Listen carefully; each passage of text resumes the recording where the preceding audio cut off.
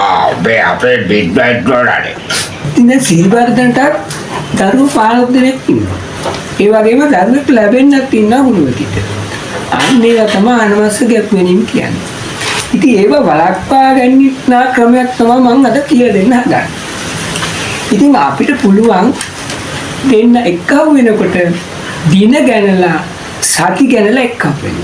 ඒ වගේම කොන්ඩොම් එකක් පාවිච්චි කරන්න පුළුවන්.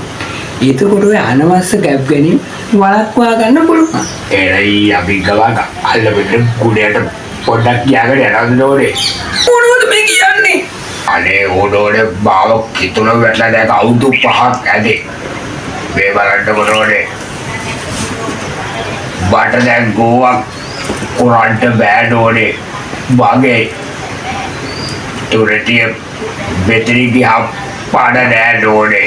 තුනේ වැටුනේ කම